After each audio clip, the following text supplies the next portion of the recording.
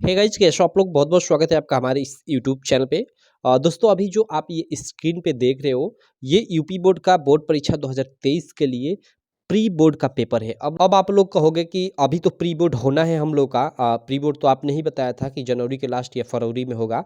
तो हाँ, अभी मैं क्या मतलब जो हम लोग के जो ऑफलाइन स्टूडेंट हैं उनके लिए ये प्री बोर्ड का पेपर बना रहा था। तो मैंने सोचा यार कि ये प्री बोर्ड का पेपर जो है, मैं मतलब इसको बना रहा था, तो मैं ऐसे इसको मतलब बना रहा था कि जो ये क्वेश्चन है सारे के सारे डायरेक्टली आप लोग के जो मेन बोर्ड परीक्षा होने वाली है जो मार्च में होगी, उसमें ये डायरेक्टली ये क्वेश्चन फंसे। तो मैंने सोचा कि यार ऑनलाइन जो लड़के हैं उनके लिए भी क्यों ना बनाया जाए।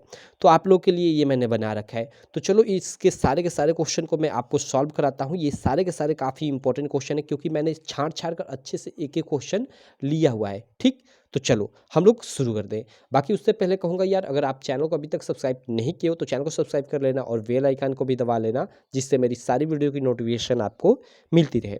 तो इधर मैं आ जाता हूँ और इधर से हम लोग स्टार्ट करते हैं। 1 मिनट, यहाँ पे देखो। सबसे पहले जो हम लोग का बहुविकल्पीय प्रश्न है यानी ऑब्जेक्टिव प्रश्न है, उसको हम लोग सॉल्व करते हैं। ये खंड अ के अंतर्गत आएगा, जिसका 20 मार्क का जो होगा। आप सब लोग जानते हो कि बोर्ड परीक्षा 2023 के लिए यूपी बोर्ड में शुरू में 20 मार्क के ऑब्जेक्टिव क्वेश्चन पूछेगा इस साल से। ठीक, तो इसमें फर्स्ट प्रश्न है कि राष्ट्रवाद का प्रारंभ जिस देश से हुआ वो है। ओके, तो राष्ट्रवाद का प्रारंभ किस देश से हुआ था? सिंपल है भाई, जर्मनी, इटली, इंग्लैंड, फ्रांस। तो सही ऑप्शन है फ्रांस। फ्रांस से राष्ट्रवाद का मतलब प्रारंभ हुआ। ठीक, ये ऑप्शन सही है।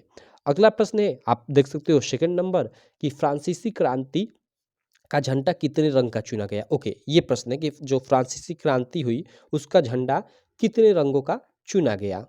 ओके ओके यार, थोड़ा माफ़ करना। हाँ हाँ, तबीयत मेरी ख़राब है, बार बार खांसी आ जा रही है। चलो, हम लोग का प्रश्न है कि फ्रांसीसी क्रांति का झंडा कितने रंग का चुना गया? ऑप्शन है कि 2, 4, 3, 5। जब आपने अपना जो फर्स्ट चैप्टर है यूरोप में राष्ट्रवाद का उदय, उससे अच्छे से पढ़ा होगा एक एक लाइन, तो उसमें आपने देखा होगा। ठीक है, कि फ्रांसीसी क्रांति का जो झंडा था वो 3 रंगों का चुना गया था, जिसमें शायद लाल, एक सुनहरा रंग था, और एक मुझे अभी खुद याद नहीं आ रहा है। मुझे याद आ रहा है कि हाँ 3 रंग थे, लाल, सुनहरा और एक और कोई रंग था। आप देख लेना। शायद मतलब शायद काला था। हाँ, काला था शायद, लाला, सॉरी लाला बोल दिया, काला और लाल और सुनहरा। हाँ, यही 3 रंग था, आप लोग देख लेना, यही 3 रंग था। ठीक है, 3 रंग कन्फर्म हूँ, लेकिन रंग कौन-कौन थे ये कन्फर्म नहीं हूँ। ठीक, तो फ्रांसीसी क्रांति का झंडा कितने रंग का चुना गया? तो 3 रंगों का। ठीक, चलो तीसरा प्रश्न है कि रॉलेट एक्ट कब पारित हुआ? ओके, जो रॉलेट एक्ट है, आप सब लोग जानते हो रॉलेट एक्ट क्या था। ये भारत में लाया गया अंग्रेजों द्वारा एक ऐसा कानून था, मतलब जो केवल शक के आधार पर लोगों को गिरफ्तार जिसके अनुसार किया जा सकता था। तो ये कब पारित हुआ? तो सिंपल इसका मतलब इसका जो आंसर होगा, सबसे पहला ऑप्शन देख लेते हैं हम लोग। ऑप्शन है कि 1917, 1919, 1921 और 1924। तो देखो, सबसे पहले तो रॉलेट एक्ट कब पारित हुआ? तो पारित हुआ ये 26 जनवरी 1919 को। ठीक है, लेकिन भारत में कब लागू किया गया? ठीक है, तो भारत में यह लागू किया गया 19 मार्च। ठीक है, 19 मार्च 1919 को। तो चूंकि हमें यहाँ रॉलेट एक्ट कब पारित हुआ, तो 1919 में 26 जनवरी 1919, तो 1919 यहाँ ऑप्शन सही है। तो ये दो चीज़ें आप लोग याद रख सकते हो कि यह पारित किया गया 26 जनवरी 1919 को, लेकिन भारत में मतलब इसे लागू 19 मार्च 1919 में किया गया। ठीक, चलो चौथा प्रश्न है कि चौरी चौरा कांड किस वर्ष हुआ? देखो, चौरी चौरा कांड क्या था कि जैसे हम लोग का ये गोरखपुर जो है, गोरखपुर के पास एक चौरी चौरा नामक मतलब जगह है, उसी पे मतलब अंग्रेजों के टाइम एक मतलब पुलिस थाना था। क्या हुआ था कि वहाँ भारतीय लोग जो थे गुस्साए हुए थे, और उन्होंने एक पूरी की पूरी पुलिस चौकी को फूँक दिया, जिसमें 22 अंग्रेज के सिपाही मतलब जलकर मर गए। तो वही चौरा चौरी कांड के नाम से फेमस हुआ। और यह कब हुआ? तो यह हुआ 1922 ईस्वी में। ठीक है, 1922 ईस्वी में। ये ऑप्शन सब गलत है। ठीक, चलो अगला हम लोग पांचवा प्रश्न देख लेते हैं। पांचवा प्रश्न है कि करो या मरो का नारा किसने दिया? सुभाष चंद्र बोस, चंद्रशेखर आजाद, भगत सिंह या महात्मा गांधी? सिंपल, महात्मा गांधी। अगला प्रश्न है 6 नंबर, कि काजीरंगा राष्ट्रीय उद्यान कहाँ स्थित है? ओके, काजीरंगा राष्ट्रीय उद्यान कहाँ स्थित है? उत्तर प्रदेश में, असम में, उड़ीसा में, गुजरात में? सही ऑप्शन असम में। और यह किसके लिए फेमस है? तो खासकर ये फेमस है भारतीय गैंडों के लिए। क्या? भारतीय गैंडों के लिए फेमस है काजीरंगा राष्ट्रीय उद्यान, जो असम में स्थित है। तो हम लोगों ने 6 ऑब्जेक्टिव प्रश्न कर लिया। चलो यहाँ पे हम लोग 7वां प्रश्न देख लेते हैं। 1 मिनट यार, बार बार ये खांसी टाइप की आ रही है। ओके, 7वां प्रश्न है कि भारत किस महाद्वीप में स्थित है? सिंपल भाई, भारत एशिया में स्थित है। आपने सब मतलब आप ये सब जानते हो कि एशिया में भारत स्थित है, ठीक है। अगला ऑप्शन है कि निम्न में कौन सा अजैविक संसाधन है? अजैविक यानी वही अजैव संसाधन है। अब देखो दो संसाधन होते हैं, एक जैव संसाधन, एक अजैव संसाधन। अब देखो जैव संसाधन वे संसाधन होते हैं जिनमें जीवन व्याप्त होता है, ठीक है। जैसे पशु हो गई, मछलियाँ हो गई, पौधे हो गए, इनमें माना जाता है कि इनमें जीवन व्याप्त है। लेकिन जो अजैव संसाधन है जिनमें जीवन व्याप्त नहीं होता है, जैसे चट्टानें हो गई या फिर आपकी कार हो गई, लकड़ी हो गई, ठीक है, ये सब क्या अजैविक संसाधन के अंतर्गत आ जाएंगे। अब देखो 9 नंबर प्रश्न है कि चिपको आंदोलन संबंधित है। ओके, जो चिपको आंदोलन है वो किससे संबंधित है? मृदा संरक्षण से, वन संरक्षण से, जल संरक्षण से या वायु संरक्षण से? तो देखो चिपको आंदोलन वन संरक्षण से संबंधित है, ठीक है।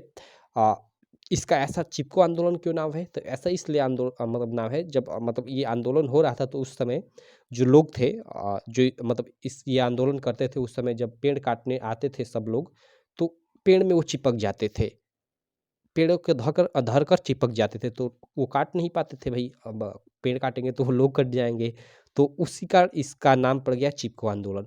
तो यह किससे संबंधित था? वन संरक्षण से।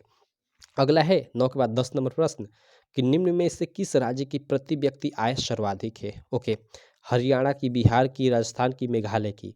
तो हरियाणा की जो है प्रति व्यक्ति आय वो सर्वाधिक है, ठीक। इसको आप लोग याद रखिएगा, ये 10 नंबर हम लोग का प्रश्न है। 11 नंबर प्रश्न है, आप लोग देख सकते हो भारतीय संविधान की 8वीं अनुसूची में कितनी भाषाओं का समावेश है?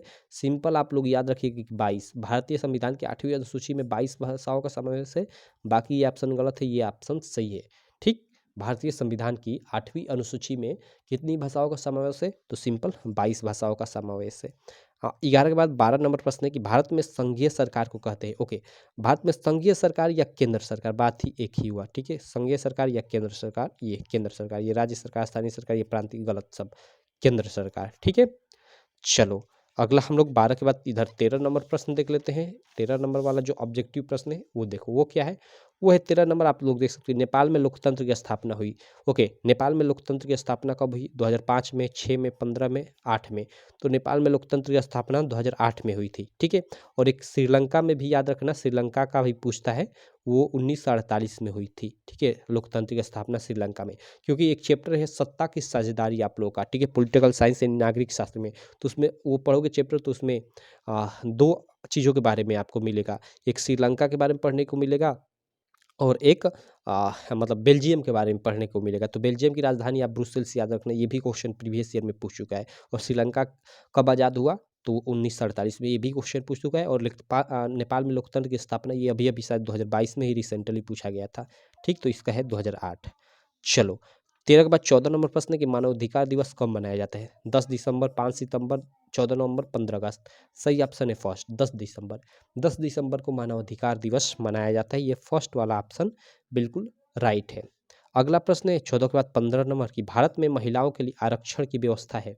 ओके, भारत में महिलाओं के लिए आरक्षण की व्यवस्था है कहाँ? लोकसभा में, विधानसभा में, मंत्रिमंडल में या पंचायती राज्य की संस्थाओं में? सिंपल ये ऑप्शन सही है कि पंचायती राज्य की संस्थाओं में, ठीक। 15 का भी हो गया ऑप्शन, ये फोर्थ नंबर। अब देखो 16 का हम लोग देख लेते हैं, निम्नलिखित में से कौन सी क्रिया अथवा कार्य तृतीय क्षेत्र का नहीं है? ओके, तृतीय क्षेत्र का कौन सा कार्य नहीं है, हमें ये पूछ रहा है प्रश्न संख्या 16 में। अब देखो यहाँ पे आपको सबसे पहले तो जानना होगा ये मतलब ये प्राथमिक क्षेत्र क्या होता है, द्वितीय क्षेत्र क्या होता है, तृतीय क्षेत्र क्या होता है, ये 3 क्षेत्रक होते हैं, ठीक है।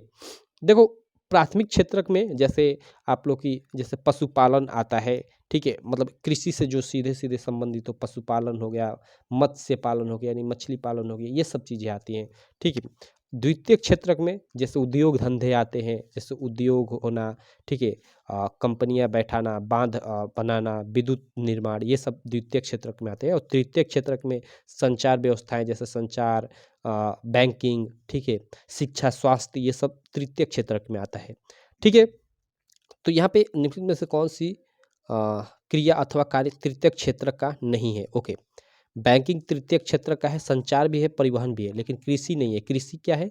जैसे मैंने बताया ना, पशुपालन, मत्स्य पालन, कृषि, ये सब मतलब प्रथम क्षेत्र के अंतर्गत आते हैं, ठीक है। तो ये आपका सही ऑप्शन हो जाएगा, क्योंकि हमें निम्नलिखित में से कौन सी क्रिया अथवा कार्य तृतीयक क्षेत्र का नहीं है कह रहा था, तो ये नहीं है हम लोग का, क्योंकि ये प्रथम क्षेत्र के है और ये तीनों तृतीयक क्षेत्र के हैं। सिंपल। चलो, इसके बाद 16 के बाद हम लोग 17 नंबर प्रश्न देख लेते हैं। 17 नंबर प्रश्न है, निम्नलिखित में से उत्पादन का साधन है। ओके, उत्पादन का साधन पूंजी, लाभ, सेवाएं, कर। भाई सिंपल, पूंजी उत्पादन तभी होगा जब आपके पास पूंजी होगा, ठीक है। तो पूंजी उत्पादन का साधन है, ठीक। चलो, इसके बाद 13 के बाद यहाँ सॉरी 17 हो गया प्रश्न हम लोग का यार, कितना जल्द जल्द हमने कर लिया। 17 के बाद हम लोग 18 नंबर प्रश्न देख लेते हैं। 1 मिनट, मुझे खांसी आ रही है। ओके, चलो, यहाँ पे आप लोग ये 17 के बाद 18 नंबर प्रश्न देख सकते हो कि व्यक्ति की वृद्धि किस प्रक्रिया से बदलती है। ओके, जो व्यक्ति की जो वृद्धि है वो किस प्रक्रिया से बदलती है। अब देखो यहाँ व्यक्ति की वृद्धि कर है, तो व्यक्ति की वृद्धि किस तरीके से, मतलब शारीरिक तरीके से या पैसे वैसे की तरीके से। शारीरिक तरीके से कहेंगे तो वो तो इसका ये ऑप्शन सही हो जाएगा, और ऐसे मतलब वृद्धि कहेंगे मतलब धन दौलत ऐसे इस प्रकार से, तो शिक्षात्मक तरीके से ही उसकी वृद्धि होती है, या किसी भी ब्रेन या कोई भी बोल ले, तो ये ऑप्शन एक तरह से सोशल साइंस में, ये तो बायोलॉजी है नहीं, तो ये ऑप्शन सही हो जाएगा कि शिक्षात्मक तरीके से ही किसी व्यक्ति की वृद्धि होती है। सिंपल, ठीक। चलो, 18 के बाद इधर एक मिनट। ओके, यहाँ 19 नंबर प्रश्न पे आ रहे थे। देखो कहीं दिक्कत हो जाए तो माफ़ करना, मुझे बार बार खांसी आ रही, क्योंकि मेरी तबीयत ख़राब है, ठीक है। इसीलिए ये प्रश्नों को थोड़ा मैं तेज़ी से भी सॉल्व करा रहा हूँ, नहीं तो मैं ऐसे नहीं कराता। एक प्रश्न पढ़ता हूँ तो उस पर जितना भी मतलब मेरे दिमाग में आता है टॉपिक, उस समय उसको बक देता हूँ, ठीक। तो देखो, मानव विकास सूचकांक का संक्षिप्त नाम क्या है। देखो, जो मानव विकास सूचकांक है उसका सिंपल मतलब जो मतलब नाम है, साधारण नाम है HDF, HDI, HF, HFC या यूएनओ। क्या है यूएनओ तो है नहीं, ये तो जानते हो आप, संयुक्त राष्ट्र संघ का एक, आप लोगों ने सुना होगा नाम, ठीक है। तो मानव विकास सूचकांक का मतलब जो नाम है, ठीक है, वो क्या है, वो HDI है, ठीक है।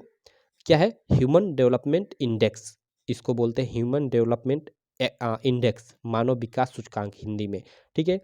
अब देखो, इसको एक बार एक प्रश्न पूछा था आप लोग का, मतलब ये प्रीवियस ईयर अभी 2022 के ही पेपर में पूछा था कि मानव विकास रिपोर्ट 2018 में भारत को चौथी रैंक मिली थी। तो मैं आपको बता देता हूँ, क्योंकि यह प्रश्न पूछ सकता है आपके एग्जाम में, आप लोग याद कर ले, 18, 19, 20, 21 और 22, ये 5 चीज़ें आप लोग याद रखिएगा। और ये देखिए, आपके बोर्ड एग्जाम में ही नहीं, आगे चलकर कॉम्पिटिटिव एग्जाम देंगे तो भी ये काम आएगा। तो देखो, मानव विकास रिपोर्ट के अनुसार आप मतलब भारत को 2018 में चौथी रैंक मिली थी, तो 2018 में 130वीं रैंक मिली थी, 2019 में 129वीं रैंक मिली थी, और 2020 में 131वीं रैंक मिली थी, 2021 में 132वीं, और अभी अभी 2022 है उसमें शायद 189 देशों में से भारत को 131वीं रैंक मिली है, ठीक है। तो ये आप लोग याद रख सकते हो। बाकी ये आप लोग के एग्जाम में प्रीवियस ईयर क्वेश्चन में पूछ चुका है 2018 वाला, अभी 2022 में पूछा था, तो अब पता नहीं 2023 के बोर्ड एग्जाम में कौन सा पूछे, तो इसीलिए मैंने इन 3-4 सालों का आपको बता दिया, सिंपल, ठीक। तो ये 19 नंबर का प्रश्न मतलब जो है मानव विकास सूचकांक का संक्षिप्त नाम तो है HDI, इसको इंग्लिश में बोलते हैं ह्यूमन डेवलपमेंट इंडेक्स, और हिंदी में बोलते हैं मानव विकास सूचकांक, ठीक। चलो, अगला है 20 नंबर प्रश्न की विकास का महत्व घटक है। ओके, विकास का महत्व घटक क्या है, आय है, औसत आय है, उच्च आय है, या राष्ट्रीय विकास है। अब भाई ये तो इस प्रश्न का कोई आंसर मुझे क्लियर नहीं हो पा रहा है। विकास का महत्व घटक है, कैसा विकास भाई, देश का विकास या कैसे, इसका यही मतलब विकास का महत्व घटक है। औसत आयु भी हो सकता है, या राष्ट्रीय आय भी हो सकता है, राष्ट्रीय विकास तो नहीं, राष्ट्रीय आय होगा। चलो, इसको छोड़ देते हैं इस प्रश्न को, शायद मैंने इसको गलत लिख रखा है कि पता नहीं, ठीक है, तो इसको मैं छोड़ देता हूँ। तो ये हम लोग के 19 इसमें प्रश्नों को हमने सॉल्व किया, एक 20वें को ये छोड़ दिया। ऐसे आया तो आप औसत आय पे क्लिक करना ही, क्योंकि विकास का महत्व घटक मतलब इस ऑप्शन के अनुसार तो औसत ही आय होगी, प्रति व्यक्ति आय जितनी अधिक होगी मतलब विकास उतना ही अधिक होगा, एक तरह से बोल सकते हैं, या राष्ट्रीय आय यहाँ पे हो तो आप राष्ट्रीय आय पे क्लिक करना। चलो छोड़ो, इस प्रकार को छोड़ ही देते हैं। तो इस प्रकार हमने सारे के सारे ये ऑब्जेक्टिव प्रश्न कर लिया। अब इसमें के जो सब्जेक्टिव प्रश्न है, देखो जैसे ये खंड ब में आप लोग का 4-4 मार्क का है, और उधर खंड मतलब खंड ब में वर्णात्मक प्रश्न फर्स्ट के अंतर्गत, और इधर हम लोग आएंगे तो खंड मतलब वही खंड है, लेकिन इसमें वर्णात्मक प्रश्न सेकंड के अंतर्गत 6-6 मार्क के प्रश्न पूछे जाएंगे। तो इस प्रश्न को हम लोग क्या करेंगे कि किसी अन्य वीडियो में सॉल्व करेंगे एक एक, जैसे फ्रांस की क्रांति कब हुई, इसका कारण क्या था। इस प्रश्न को मैं ले लूँगा, इसका आंसर लिखूंगा, क्योंकि ये बड़े बड़े प्रश्न है तो थोड़ा इसमें टाइम लगेगा बताने में, तो इसको लिखना पड़ेगा। या रॉलेट एक्ट क्या था, उसका विरोध कैसे किया गया और उसका परिणाम क्या हुआ। अब देखो ये सारे के सारे जो क्वेश्चन मैंने लिखा है ना, इतने इंपॉर्टेंट है, इतने इंपॉर्टेंट है कि मैं बता नहीं सकता। देखना आप लोगों के एग्जाम में ना इन्हीं से डायरेक्टली क्वेश्चन पूछा जाएगा, डायरेक्टली देखना। ये मैं श्योर, मतलब जब पेपर आपका होगा ना तो मैं पेपर का आपको, मतलब जो मेन बोर्ड का पेपर और ये जो मैं पेपर बनाया हूँ एकदम मिलान कर कर आपको दिखाऊंगा। देखना एक एक डायरेक्टली यही क्वेश्चन फंसेंगे आप लोग के एग्जाम में। तो आप चैनल को फॉलो करते रहो, चैनल को सब्सक्राइब कर लो, पर डे वीडियो देखते रहो। मैं एक एक क्वेश्चन ये सॉल्व करा दूंगा आपको। बाकी चलो मैं मिलता हूँ आपसे नेक्स्ट वीडियो में। आशा करता हूँ ये वीडियो आपको काफ़ी अच्छी लगी होगी। वीडियो अच्छी लगी तो यार चैनल को सब्सक्राइब कर देना, वीडियो को लाइक कर देना और अपने सारे दोस्तों में इस वीडियो को शेयर भी कर देना। तो चलो मैं मिलता हूँ आपसे नेक्स्ट वीडियो में, तब तक के लिए थैंक यू।